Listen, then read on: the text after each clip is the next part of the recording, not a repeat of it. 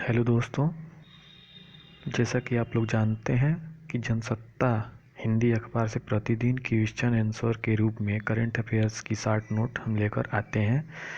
हमारा YouTube channel है study affairs with RJ, इस पर ये पूरा करंट मिलता है। फिर हमारा जो इस करंट अफेयर्स की पीडीएफ है वो भी हमारे study affairs with RJ Telegram channel पर मिल जाएगी। तो इसको प्लीज़ हमारे चैनल को सब्सक्राइब करें और टेलीग्राम पे ज्वाइन करें। ओके, जैसे कि आप आज के जनसत्ता के अनुसार 27 नवंबर 2020 के अनुसार जो भी क्वेश्चन बने हैं उसको मैं लेकर आया हूँ आप लोग के सामने। पढ़िए, ये आगामी परीक्षाओं वनडे से लेकर यूपीएससी पीएससी तक के लिए लाभकारी होगा। जहाँ तक मुझे उम्मीद है मैं और भी बेहतर करूँ। आगे चलकर मैं बिजनेस स्टैंडर्ड जो हिंदी में आता है उसका भी मैं कट लेकर आऊँ, उससे भी नोट्स बनाऊँ और आप लोग के सामने लेकर आऊँ। तो फिलहाल इतना मैं लेकर आ रहा हूँ, इसको प्लीज़ हमें प्रोत्साहित करें कि आगे भी मैं अच्छा करूँ। तो आज इसी श्रेणी क्रम में चलते हैं। तो आज हमारा पहला प्रश्न है, भ्रष्टाचार पर नज़र रखने वाली संस्था ट्रांसपेरेंसी इंटरनेशनल के अनुसार अधोलिखित में से एशिया में सबसे ज़्यादा रिश्वतखोरी रूपी भ्रष्ट देश कौन सा है? तो आप लोग के पास ऑप्शन है कंबोडिया, इंडोनेशिया, जापान, भारत। तो दोस्तों, जैसा कि आप लोग जानते हैं जनसत्ता न्यूज़पेपर के प्रथम पृष्ठ पर ही दिया हुआ है, इसको पढ़ सकते हैं, जिसमें इस रिपोर्ट के अनुसार एशिया के भ्रष्ट देशों में भारत के बाद दूसरा स्थान कंबोडिया का है। यानी कि पहला स्थान रिश्वतखोरी में, भ्रष्ट देशों में, रिश्वतखोरी रूपी भ्रष्ट देशों में भारत का स्थान है। तो ये हमारे लिए बहुत सही बात नहीं है। ये हमारे देश के लिए, हमारे भविष्य के लिए, हमारे लोकतंत्र के लिए ये सारी चीज़ें बहुत ही गलत हैं। ये हमें इस ओर नजर देखने के लिए सबको प्रेरित करती हैं कि हमें किस प्रकार से इन सब चीज़ों को ख़त्म किया जाए, यानी भ्रष्टाचार को ख़त्म कैसे किया जाए। पिछले वर्षों से सरकारें जो भी आई हैं वो इसको ख़त्म करने का प्रयास कर रही हैं, लेकिन फिर भी ये ग्राफ बढ़ता जा रहा है। ओवरऑल पिछले वर्ष हमारे रैंक 78 थी, जो कि उसके अगले वर्ष 80 हो गई थी। और वैसे तो ये एशिया का है, एशिया महाद्वीप के लिए ये जो रिपोर्ट आई है ट्रांसपेरेंसी इंटरनेशनल की, ये एशिया के लिए। तो एशिया के देशों में भारत पहले स्थान पर है। तो समझ लीजिए हम लोग की बहुत ही घातक स्थिति है रिश्वत में, भ्रष्टाचार में, जिसको ख़त्म कैसे किया जाए इस पर सोचने, ये विचारणीय है। ओके, तो भारत इसमें ऑप्शन सही होगा डी। रिपोर्ट के अनुसार इसको विस्तृत में देख लेते हैं। रिपोर्ट के अनुसार एशिया के भ्रष्ट देशों में भारत के बाद दूसरा स्थान कंबोडिया का है। वहीं तीसरे स्थान पर इंडोनेशिया है। सबसे कम भ्रष्टाचार जापान में है, 2% केवल वहाँ भ्रष्टाचार है, यानी सबसे कम भ्रष्टाचार जापान में होता है। ठीक है, अगले क्वेश्चन की तरफ बढ़ते हैं हम लोग, प्रश्न की तरफ। भ्रष्टाचार पर नज़र रखने वाली संस्था ट्रांसपेरेंसी इंटरनेशनल का मुख्यालय कहाँ पर स्थित है? हम लोग के सामने ऑप्शन है बर्लिन, लंदन, न्यूयॉर्क, टोक्यो। तो इसका सीधा सीधा है बर्लिन, जर्मनी में जो है इसका ट्रांसपेरेंसी इंटरनेशनल का इसका मुख्यालय बर्लिन में है। तो ट्रांसपेरेंसी इंटरनेशनल के बारे में एक शॉर्ट नोट्स भी हम लोग तैयार किए हैं, तो उसको देख लेते हैं। यह एक अंतर्राष्ट्रीय गैर सरकारी संस्था है जो भ्रष्टाचार के निवारण आदि पर अपना ध्यान केंद्रित करती है। यह संस्था हर वर्ष एक रिपोर्ट निकालती है जिसमें विश्व के विभिन्न देशों में भ्रष्टाचार की स्थिति का मूल्यांकन होता है। ठीक है, इसका अंतर्राष्ट्रीय मुख्यालय जर्मनी की राजधानी बर्लिन में है। ठीक है, इतना ही हमारे लिए शॉर्ट नोट्स हो गया। इससे 3-4 क्वेश्चन बन जाएंगे, आप देख सकते हैं, इसको नोट्स के रूप में है। आगे हम देखते हैं अगला क्वेश्चन। निम्नलिखित में से किस भारतीय फिल्म को फिल्म फेडरेशन ऑफ इंडिया द्वारा ऑस्कर पुरस्कार 2020 के लिए अंतर्राष्ट्रीय फीचर फिल्म श्रेणी में भारत की ओर से नामित होने के लिए चुना गया है? यानी कि ऑस्कर पुरस्कार जो मिलता है फिल्मों को, उसमें भारत की फिल्म पार्टिसिपेट करेगी। कौन सी फिल्म पार्टिसिपेट करेगी, जो आगे पुरस्कार दिया जाएगा उसमें चयन के लिए, तो ये भारत की तरफ से नामित की गई है। कौन सी फिल्म है निम्न में से, उसका चुनाव करिए। ठीक है, ये ऑप्शन है हम लोग के पास जलीकट्टू, तान्हाजी, छपाक, मलंग। कौन सा सही है, इसका सही आंसर कमेंट करिए आप लोग। ठीक है, वैसे तो मैं अभी इसमें उसका विस्तृत आंसर बता ही दूंगा। उत्तर ए जलीकट्टू। यह मूल रूप से मलयालम भाषा में बनी फिल्म है। इसके निर्देशक लिजो जोस पेलिसेरी हैं। इससे 2-3 क्वेश्चन बन गए।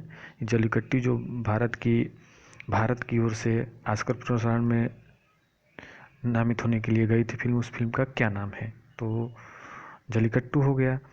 इसके निर्देशक कौन है, लिजो जोस पेलिसेरी हैं। फिल्म फेडरेशन ऑफ इंडिया के अध्यक्ष फिरदौसुल हसन हैं। कहीं क्वेश्चन पूछ दिया आपसे, short question, film federation of India के अध्यक्ष कौन है, तो फिरदौसुल हसन है वर्तमान समय में। ओके, अगले क्वेश्चन की तरफ बढ़ते हैं हम लोग। तमिलनाडु पुडुचेरी में तबाही मचाने वाले तूफान निवार का नामकरण अधोलिखित में से किस देश ने किया था। हम लोग के पास ऑप्शन है बांग्लादेश, ईरान, भारत, श्रीलंका। तो आपका ऑप्शन बी सही है, ईरान।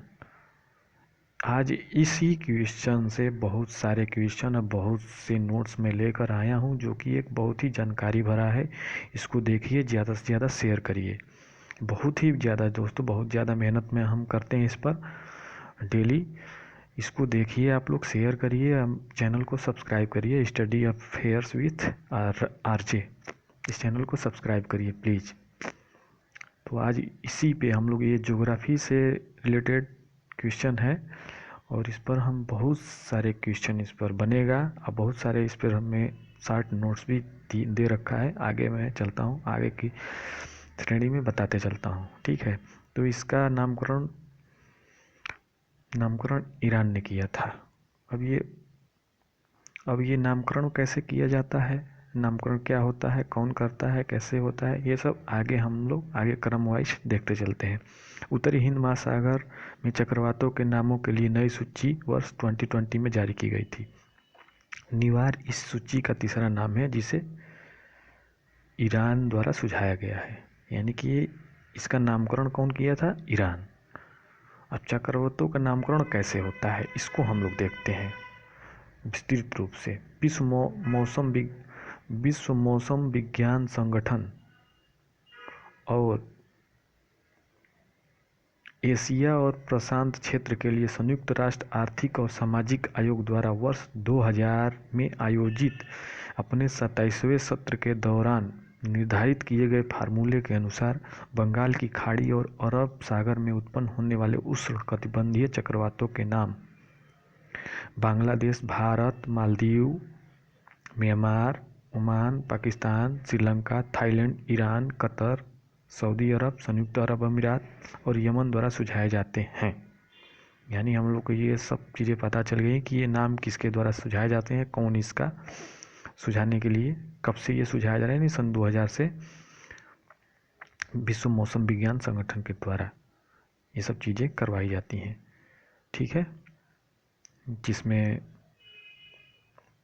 उष्णकटिबंधीय चक्रवात यानी कि जितने हमारे बंगाल की खाड़ी में और अरब सागर की खाड़ी में जो चक्रवात उत्पन्न होते हैं, उन्हें उष्णकटिबंधीय चक्रवात, जैसे वर्तमान समय में निवार चक्रवात आया हुआ है, वो एक प्रकार से उष्णकटिबंधीय चक्रवात है। यानी कि हम लोग का ये भी क्वेश्चन बन गया कि बंगाल की खाड़ी में उत्पन्न होने वाले, अरब सागर की खाड़ी में उत्पन्न होने वाले चक्रवात किस प्रकार के चक्रवात हैं, तो उष्णकटिबंधीय चक्रवात होते हैं। फार्मूले के अनुसार प्रत्येक देश चक्रवातों के लिए सूची में 13 नाम प्रस्तावित करते हैं। ये कंठस्थ कर लीजिए, 13 नाम प्रत्येक। नवीनतम सूची में भारत द्वारा प्रस्तावित नाम। चक्रवातों के लिए नामों की नवीनतम सूची में भारत द्वारा गति, तेज, मरासू, तमिल में संगीत वाद्य यंत्र है मरासू, आग और नीर। आदि नाम प्रस्तावित किए गए हैं। अप्रैल 2020 में सदस्य देशों द्वारा आगामी चक्रवातों के लिए निम्नलिखित नाम प्रस्तावित किए गए हैं। ठीक है, बुरेवी, मालदीव, यानी कि जो आगामी चक्रवात आएंगे अरब सागर या बंगाल की खाड़ी में, तो ये नाम सुझाए गए हैं जो निम्न देशों ने दिया है। जैसे बुरेवी मालदीव द्वारा सुझाया गया, तौते म्यांमार द्वारा, यास ओमान द्वारा और गुलाब पाकिस्तान द्वारा सुझाया गया है। ठीक है, तो हमें आज के इस ज्योग्राफी क्वेश्चन से बहुत सारे क्वेश्चन बने, बहुत सारे शॉर्ट नोट्स मिला है। इसको अध्ययन करिए और इसकी PDF हमारे channel study affairs with RJ channel Telegram पे मिल जाएगी, PDF पूरी मिल जाएगी। ठीक है, आगे बढ़ते हैं अगले प्रश्न की तरफ। प्रश्न नंबर 5, प्रश्न संख्या 5, अनियोजित शहरीकरण से होने वाले नुकसान के संदर्भ में, यानी कि अनियोजित रूप से शहरीकरण जो हो रहा है वर्तमान से भारत में, ये सारे क्वेश्चन आप जनसत्ता पढ़ेंगे, ये एडिटोरियल में दिया हुआ है। तो कैसे क्या हमने उसका उठा लेते हैं, हम वहीं से आपको दे देते हैं यहाँ क्वेश्चन, यानी पढ़कर। ठीक है, तो अनियोजित शहरीकरण से होने वाले नुकसान के संदर्भ में नदियों के पाट सिकुड़ते जा रहे हैं, वायु प्रदूषण में वृद्धि हो रही है, जल प्रबंधन की चुनौतियाँ बढ़ रही हैं। तो उपरोक्त सभी, तो इसमें दोस्तों सारे जो भी ऑप्शन दिए हुए सब सभी हैं, यानी हम लोग का ऑप्शन डी सही होगा। तो सही विकल्प का चयन करें, यानी कि उपरोक्त सभी, यानी ऑप्शन हम लोग का डी सही है। ठीक है, ऑप्शन डी सही है।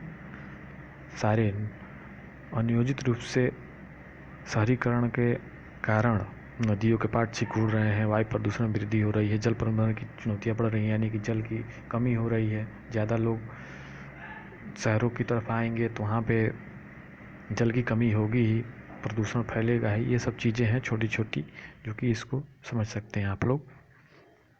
अगले क्वेश्चन में हम लोग चलते हैं, अगले क्वेश्चन की तरफ। मशहूर ऑटोमोबाइल कंपनी स्कोडा वॉक्सवैगन अधोलिखित में से किस देश की कंपनी है? ये कहाँ कंपनी? हाल ही फिलहाल में ये इस पे NGT द्वारा केस किया गया था, सुप्रीम कोर्ट में चल रहा था, जो कि ये सुप्रीम कोर्ट का इसका मतलब खारिज हो गया है इसका दायरा, कि हमें इस पर 500 करोड़ का वो जुर्माना लगाया था NGT ने। तो वो सब ये जाके कि हमें जुर्माने की रकम ना देनी पड़े, इसके लिए ये सुप्रीम कोर्ट में गई थी ये कंपनी, लेकिन उसको सुप्रीम कोर्ट ने खारिज कर दिया है। ठीक है, तो इसलिए ये न्यूज़ में है, तो इसका क्वेश्चन आने की संभावनाएं बढ़ जाती हैं। तो मशहूर ऑटोमोबाइल कंपनी स्कोडा वॉक्सवैगन अधोलिखित में से किस देश की कंपनी है? ऑप्शन है हम लोग के पास दक्षिण कोरिया, जापान, जर्मनी, फ्रांस। तो दोस्तों ये जर्मनी की कंपनी है। ठीक है, स्कोडा वॉक्सवैगन ये जर्मनी की कंपनी है, यानी ऑप्शन सी सही है।